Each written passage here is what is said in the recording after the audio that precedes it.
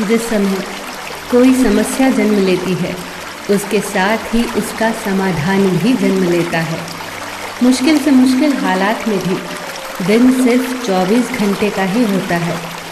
वक्त ठहरता कहाँ है, जैसा भी हो गुजर ही जाता है। अंधेरी से अंधेरी रात भी अपनी कोख में दिन का उजाला लिए होती है।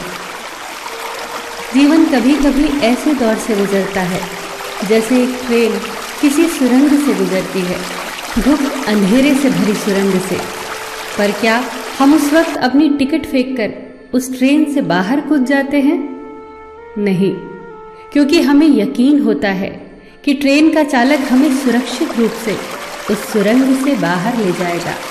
जिंदगी की ट्रेन भी जब दुखों और मुसीबतों की सुरंग से गुजर रही हो, चारों ओर अंधेरा दिख रहा हो, तभी तो ज़रूरत होती है उस भरोसे की, जिंदगी के ड्राइवर पर भरोसे की, जो पार ले ही जाएगा।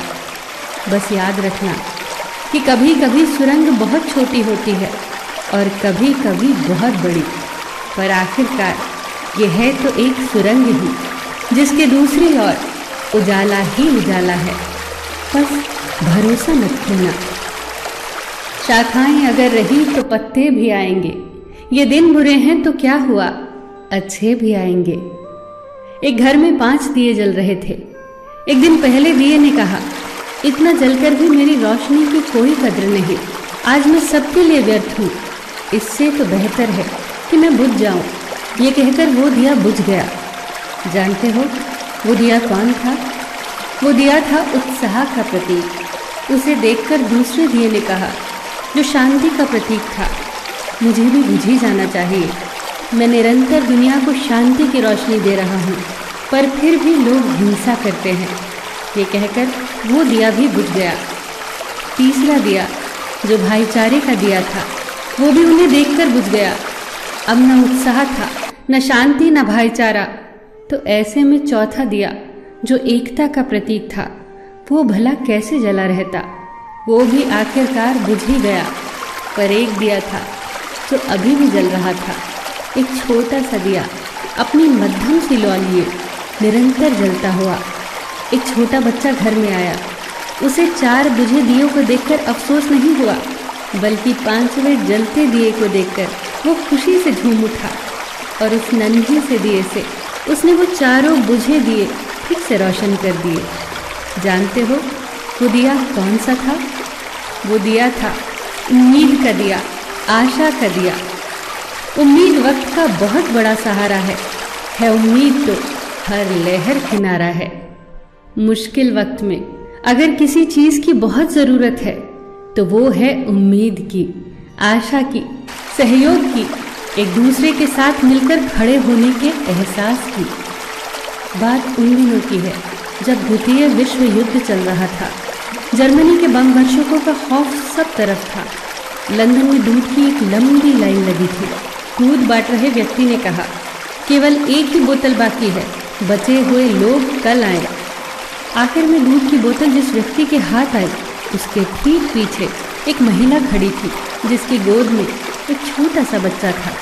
दूध न मिलने के कारण उसके चेहरे पर चिंता की लकीरें उभर आई।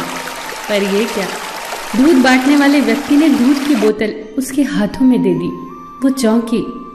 हुआ यूं कि उसके आगे खड़ा व्यक्ति पंक्ति से हट गया, जिसके कारण दूध की बोतल उस औरत को मिल गई। लाइन में खड़े सभी लोग उस व्यक्ति के लिए जोर जोर से तालियां बजाने लगे। उस व्यक्ति ने उस औरत के पास जाकर इतना ही कहा, आपका बच्चा बहुत प्यारा है, ये इंग्लैंड का भविष्य है, इसकी परवरिश बहुत अच्छे से करना। जब इस घटना की खबर war time prime minister Winston Churchill को लगी तो उनके चेहरे पर चमक आ गई।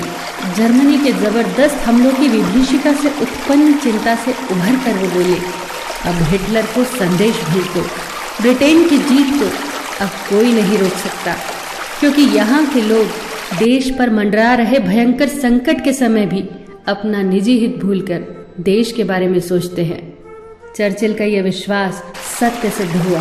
ब्रिटेन विश्व युद्ध में विजेता बनकर उभरा। ये विश्वास आया कहाँ से? ये आत्मबल आया कहाँ से?